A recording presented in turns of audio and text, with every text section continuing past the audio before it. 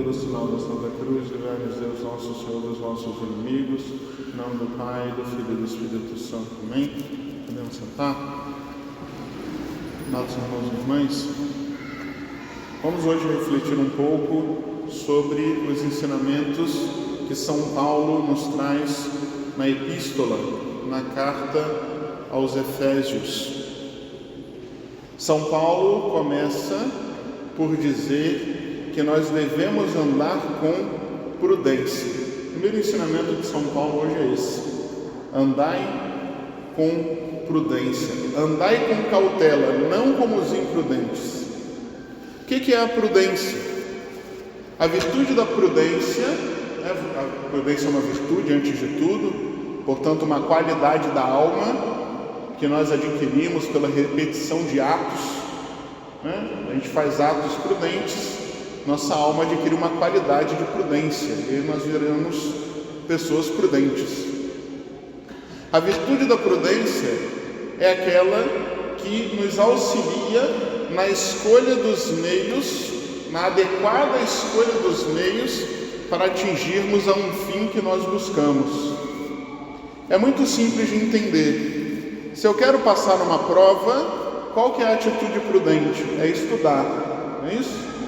Porque esse é o meio pelo qual normalmente as pessoas conseguem aprender para passar numa prova. Se eu quero fazer uma viagem daqui para São Paulo, e eu sou uma pessoa prudente, eu vou estudar quais são as estradas melhores, quais os meios de transporte mais seguros e adaptados para a minha realidade. Eu não vou de patinete para São Paulo, eu vou de avião, ou de carro, ou de ônibus. Então a prudência, ela vai me ajudando a tomar decisões corretas em vista de um fim, de uma coisa que vem depois, de uma meta, de um objetivo. Todos nós somos criados por Deus para atingir um fim que é a nossa salvação eterna. Nós somos criados por Deus para ir para o céu, esse é o fim. E toda a nossa vida deve ser guiada e iluminada pela prudência na escolha dos meios para que nós consigamos atingir esse fim. Então o que São Paulo diz quando ele diz para sermos prudentes?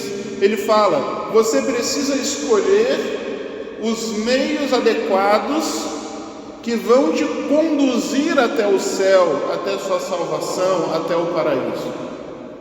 Imprudente é quem vive errando o caminho do céu. Às vezes, por causa da nossa imprudência, nós vamos escolhendo meios que atrapalham nossa ida para o céu, ou que às vezes até nos impedem de chegar lá. Imagina que alguém, decidindo empreender essa viagem fictícia para São Paulo, decidisse, eu vou, mas eu vou em zigue-zague, eu vou para a direita, para a esquerda, para a direita, para a esquerda, para a direita, para a esquerda. Se ele chegar lá, vai chegar com muito atraso e muita dificuldade. Só que mais provavelmente ainda ele não vai chegar em lugar nenhum. Ele vai ser um louco. Quando nosso Senhor conta a parábola das virgens, ele diz que umas eram prudentes e as outras eram loucas. Quem não é prudente acaba caindo na loucura. E muito parecido com a loucura é o pecado que São Paulo condena logo depois. Não vos embriagueis com vinho. São Paulo, ele poderia falar aqui de muitos pecados. Ele poderia falar aqui de muitas coisas que nos impedem de atingir a meta que nós desejamos, que é o paraíso. Mas ele escolhe falar disso. Não vos embriagueis com o vinho. Por quê? Porque o pecado da embriaguez, ele funciona como uma espécie de síntese e de símbolo dessa imprudência e loucura que o pecado faz com que a gente viva. Porque todas as vezes que nós saímos do caminho de Deus, nós somos como que bêbados. O que a bebida faz com a gente? O álcool. Ele vai diminuindo a nossa capacidade racional, não é isso? A começar pelas manifestações de racionalidade. Por exemplo, a fala. Por que o bêbado fala embolado? Né? A fala é manifestação de racionalidade. A pessoa bebe, a razão vai enfraquecendo, a fala vai ficando esquisita, embolada, sem sentido. Daqui a pouco a cabeça também já está lá, mais para lá do que para cá. E a embriaguez, amados irmãos, funciona aqui como esse símbolo de todos os pecados. Não vos embriagueis significa não fiquem agindo como doidos, como bêbados, andando fora da linha, se afastando do caminho de Deus. Tantas e tantas vezes nós fazemos esse papel de bêbado. Às vezes pessoas que não colocam a gota de álcool na boca, mas vivem como verdadeiros bêbados. De imprudência em imprudência, de loucura em loucura, andando fora da linha e do caminho de Deus. Ao contrário, o que São Paulo fala? São Paulo fala: enchei-vos, não do vinho, porque o vinho conduz à luxúria. Interessante uma coisa, né, para a gente abrir um parênteses. São Paulo, ele faz questão de frisar que a embriaguez conduz ao vício da impureza, porque os pecados eles são assim. O pecado, ele não anda sozinho, ele sempre traz um coleguinha. E o pecado da luxúria, ele é coleguinha do pecado da embriaguez.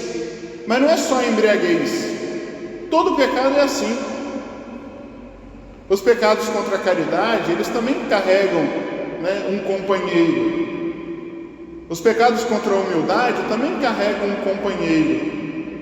E quando a gente abre espaço para um pecado, a gente não abre espaço para um só. É igual aquela passagem do demônio que sai da pessoa, depois volta com outros 7.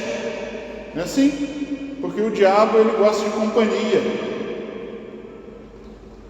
Então, não vos embriagueis com vinho, que traz consigo a luxúria. Pelo contrário, enchei-vos de quê? Enchei-vos do Espírito Santo.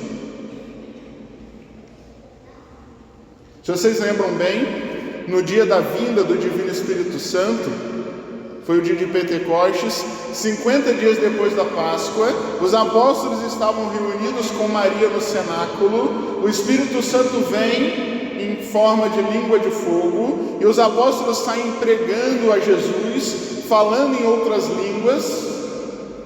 E o que as pessoas da cidade comentam?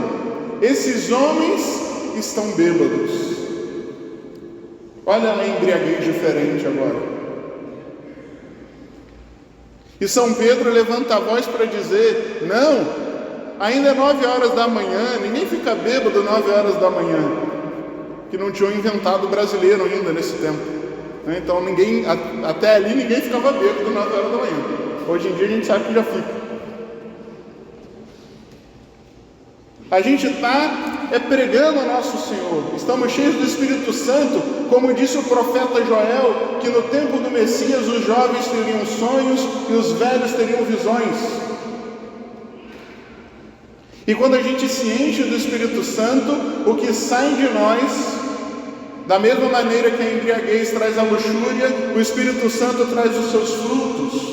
E os frutos que São Paulo destaca na epístola de hoje são os frutos de vida de oração, salmos, hinos e cânticos espirituais. Se nós queremos viver um caminho de prudência, um caminho que nos conduz ao paraíso, nós devemos estar sempre em oração, salmos, hinos e cânticos espirituais. E aqui não é aquela loucura de ficar cantando o hino o dia inteiro, vocês não são rádio. Aqui significa uma vida de oração real, profunda, de presença de Deus,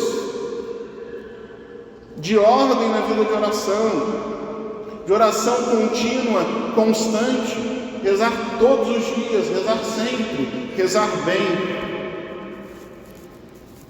Se a gente não tem uma vida de oração, nós somos imprudentes. Porque é a vida de oração que vai garantir a firmeza da fé e a perseverança que nós precisamos para chegar no caminho. Uma das coisas que é próprio do prudente é ser perseverante. Nós precisamos de perseverança. E nós não teremos perseverança no caminho de Deus se nós não tivermos verdadeira vida de oração. Se a gente não se encher do Espírito Santo. E quanto mais, amados irmãos, nossa vida de oração vai se desenvolvendo, quanto mais nós nos aproximamos de Cristo, mais nossa fé aumenta e mais nós experimentamos as graças de Deus. Como nós vimos rapidamente no Evangelho de hoje, o homem que tinha um filho doente e que vai até Jesus, portanto ele tem fé, mas sua fé ainda é muito fraca, e Cristo como que reclama, dizendo: se vocês não veem milagres, se vocês não veem prodígios, vocês não acreditam. E aquele homem insistia que Cristo fosse até a sua casa, porque sua fé, embora existente, era ainda pequena. Ele acreditava que Cristo tinha poder, mas achava que Cristo precisava estar lá para fazer o milagre. Só que Cristo, nosso Senhor, fala: pode ir, teu filho está curado. E naquele momento, ele recebe a graça do aumento da fé. E ele vira as costas e vai, acreditando na palavra do Senhor. E no meio do caminho, seus empregados estavam indo até ele para avisar: teu filho ficou curado. Teu filho que estava morrendo ficou curado pela 7ª hora. E ele conferiu. Era a hora que Jesus tinha falado para ele ir. Quanto mais nós nos achegamos a Cristo, mais esses degraus de fé vão crescendo na nossa alma, mais nós vamos acreditando, mais nós vamos conferindo a mão de Deus na nossa existência. Peçamos a Nossa Senhora que nos ajude. Maria Santíssima, aquela que teve a maior fé, aquela que é virgem prudentíssima, vai nos ensinar e nos auxiliar a trilhar esse caminho. Ela, que é cheia do Espírito Santo, vai interceder para que também nós sejamos cheios do Espírito Santo. Em nome do Pai, e do Filho e do Espírito Santo. Amém.